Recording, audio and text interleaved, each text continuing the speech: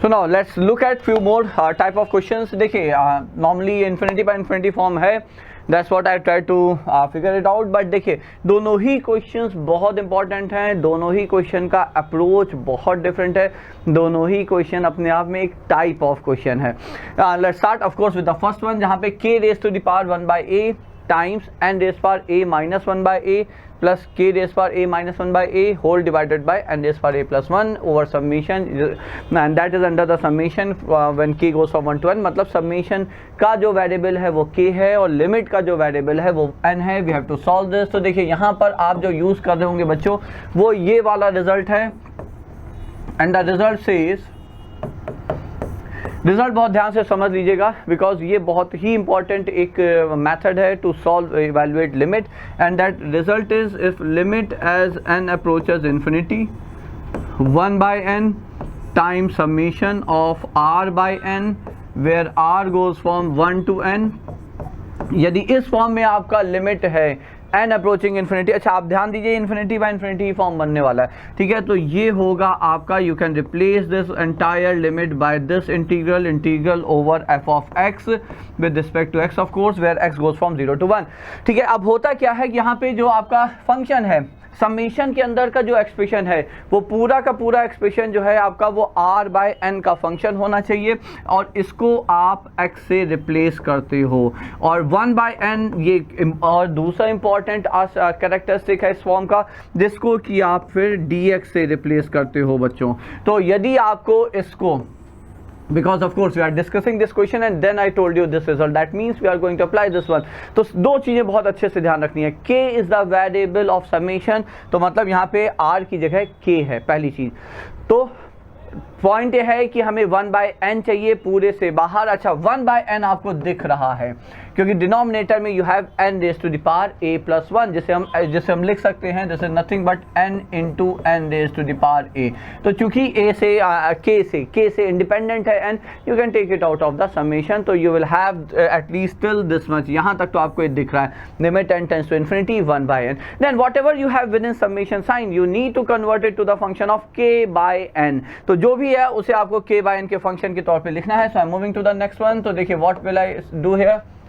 So I will say just a minute.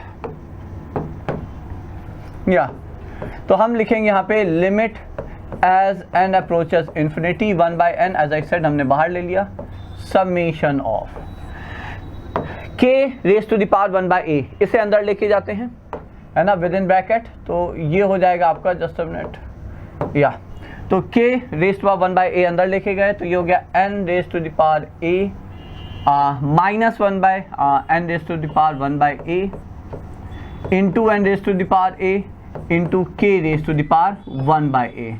ये आ गया आपका एक part plus. Now the second part is, तो अब जो दूसरा पार्ट है यहाँ पर वो है कि आप यहाँ पे लिखेंगे जब k raise power 1 by a को अंदर लेके जाएंगे तो ये बचेगा k raise to the power a divided by n raise to the power a. Now see what I can write here is, I can write away of course k goes from 1 to n, जहाँ पे k है आपका 1 से n. So limit as n approaches infinity 1 by n times summation of, ये और ये cancel हो गया, ये हो गया k by n raised to the power 1 by a, and this is nothing but k by n raised to the power a. Now you have it in the perfect form where you will say okay this is nothing but integral from 0 to 1 k by n. I am going to replace k by n by x here. So this is x raised to the power 1 by a plus x raised to the power a dx. अब आप जल्दी से integrate कर लीजिए.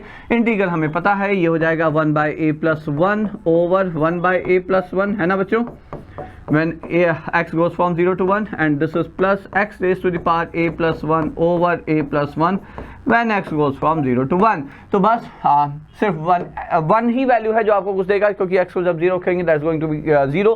तो जब 1 रखा तो 1 आ गया. So this is a upon a plus 1.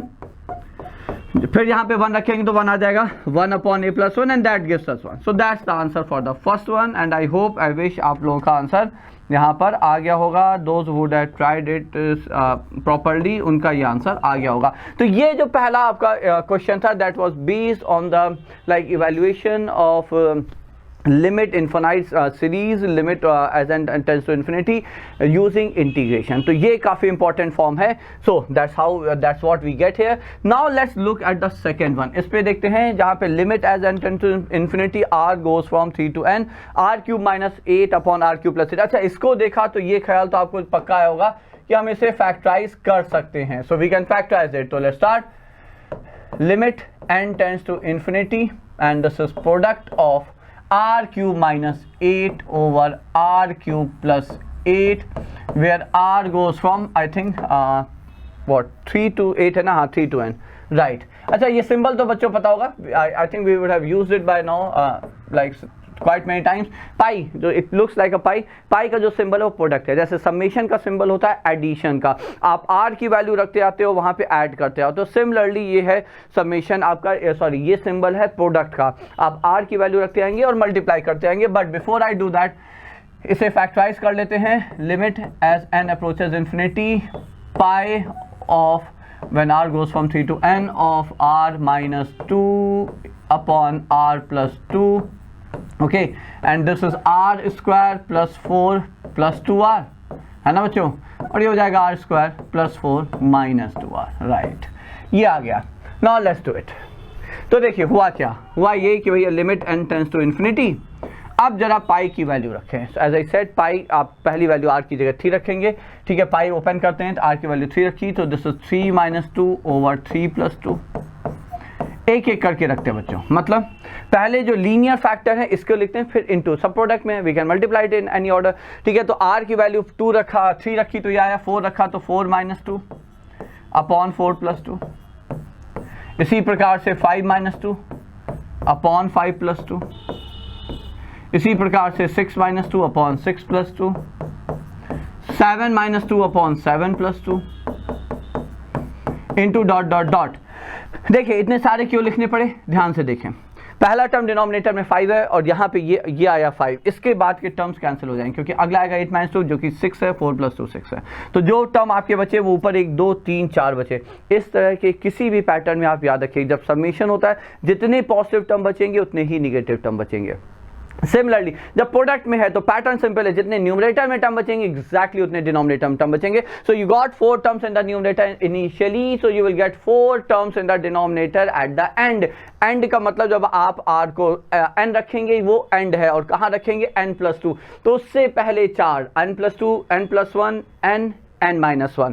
ठीक है, तो यहाँ पे अब हम लिख रहे हैं डॉट डॉट डॉट. यहाँ पे ऑफ कोर्स ये सब ऊपर कैंसिल होता चलाएगा और नीचे क्या आया, as I said you will get 4 terms and the last being when you substitute r by n.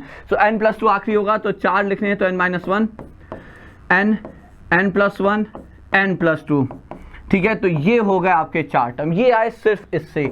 Similarly आप बिल्कुल इसी प्रकार से इसको भी देखेंगे r स्क्वायर वाले टर्म को, उसको जब हमने लिखा तो into. Let's continue.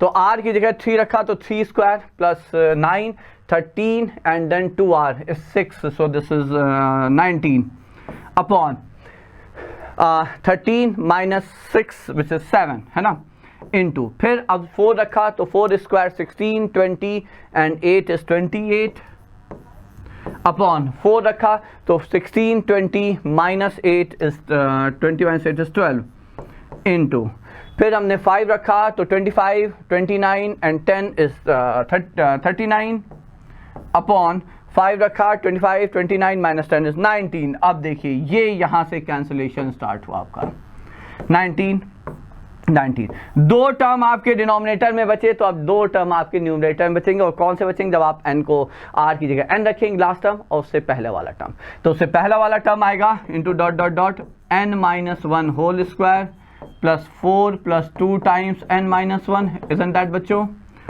Into n square plus 4 plus 2n. ये आ गया.